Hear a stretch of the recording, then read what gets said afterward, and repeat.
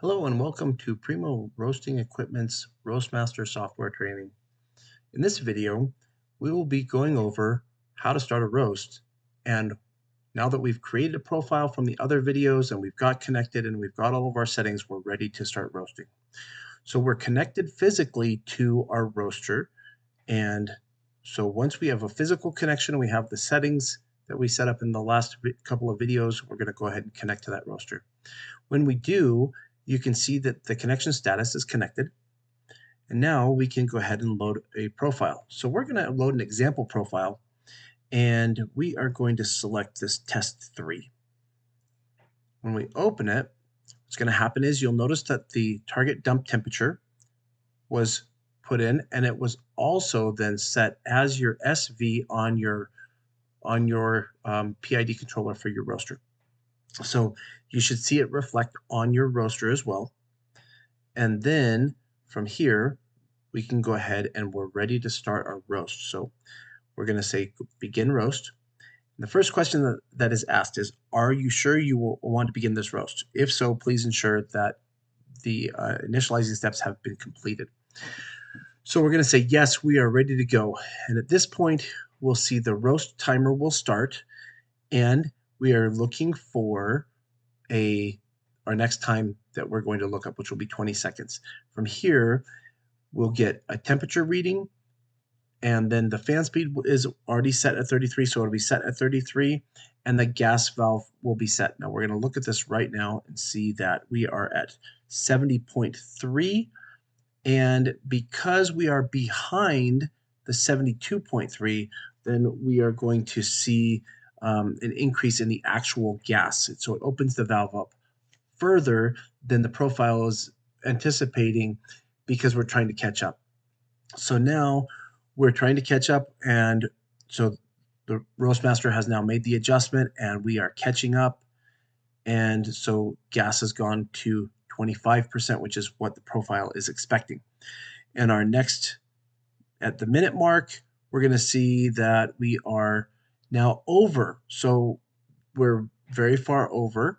And so it will decrease the actual gas so that it will be able to come back. And ultimately what will happen is we'll see this as it will find its way back to the profile line, and it will roast the profile line. Now I'm giving you some examples here that are pretty graphical so you can see them. They shoot way over and then they shoot under so that you can see what the software will do. Now when I'm not manually manipulating this, there won't be as much of a change, but when I can change the temperature quickly so I can show you what it does, then this is a good way to test. So again, we're going to see now that we are still under, and then we're going to go, or we're still over, but we're going to go under here in just a moment. And when we do go under, at that point, we'll see the gas is already started. Oh, sorry, it's already under and it's coming back on. So now we've gone up to 100% gas because we are trying to get, Roastmaster is trying to get back to that curve. Again, this is one where I would say I wouldn't worry a whole lot about how this looks, just learning how the software will function, because we are exacerbating the situation so that you can see the differences. So now we're catching up, and in this next one, we will have pretty close to caught up, and we will be on our roast, and then we should see it from here kind of just follow that curve, and we'll see it go ahead. So now we're back to our curve, and we are now just we'll watch it, and it should start following. And this is, again, a very short example. We're going from 71 degrees to 93 degrees. But we should see our next is we're at 87, and so we are now starting to follow that curve, and we're going to watch that go up. And the last piece that we have, we should see the last lookup to finish this particular roast.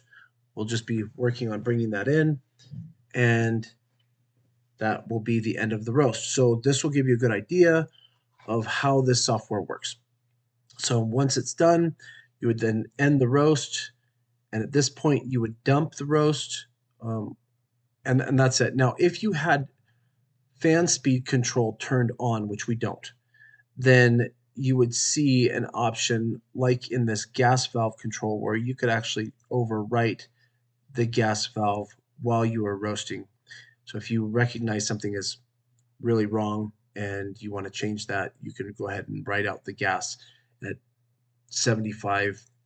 And when you do, you'll see that the gas valve percentage on the PID controller will change your out one to 75.